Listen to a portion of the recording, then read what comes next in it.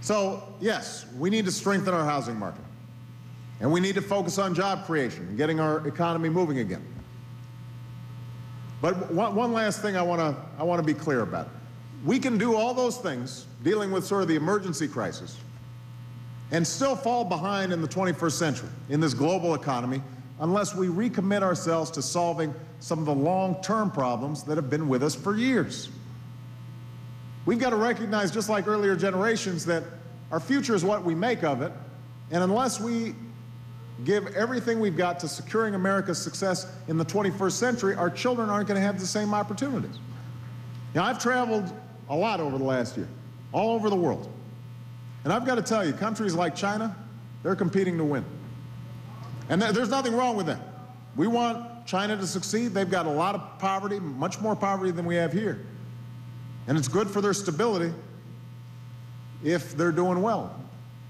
But I don't know about you, I don't intend to cede the 21st century to anybody else. America's not a nation that follows. America leads. That's what I intend for us to do once again.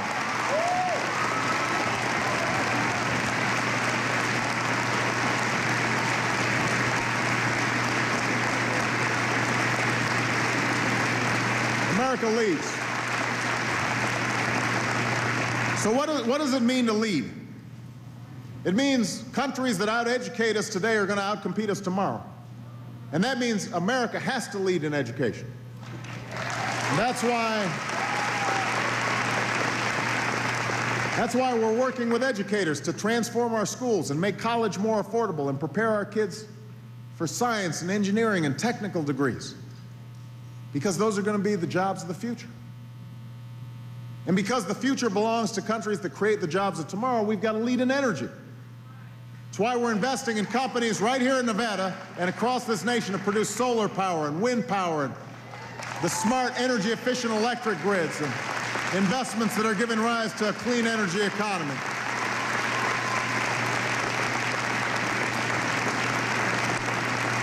It's vital that we do that.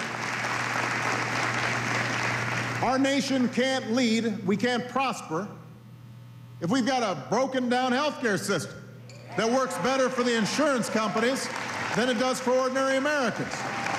And we can't squander the opportunity to reform our healthcare system to make it work for everybody.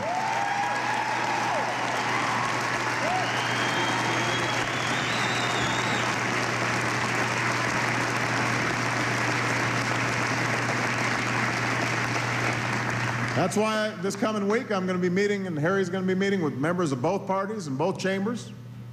We're going to move forward the Democratic proposal. We hope the Republicans have one too. And we'll sit down and let's hammer it out.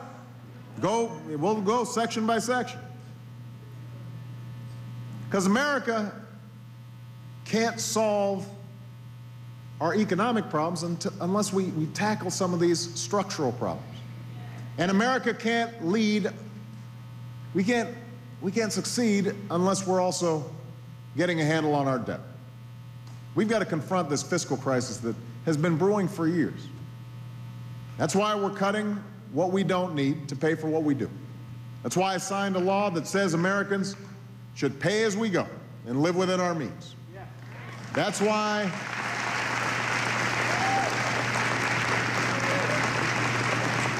yesterday I announced a bipartisan fiscal commission that will help us meet our fiscal challenges once and for all. Fiscal responsibility, clean energy, a world-class education, a healthcare system that works, an economy that lifts up all our citizens. That's how America can lead. That's how the future will be won, with all of us coming together to win it, Democrats and Republicans and alike, and independents. With all the petty partisanship and game playing in Washington, I know sometimes you guys can feel pretty frustrated. I know it can be easy to despair about whether we as a nation can come together anymore. But for those who wonder if America can unite, just come to Henderson. You think about it. This is a town that was founded during World War II to supply metal for planes, for guns, for the arsenal of democracy that freed the world from tyranny. This is a town, it wasn't built by liberals or conservatives. It was built by Americans, by patriots who rallied around a common purpose in an hour of need.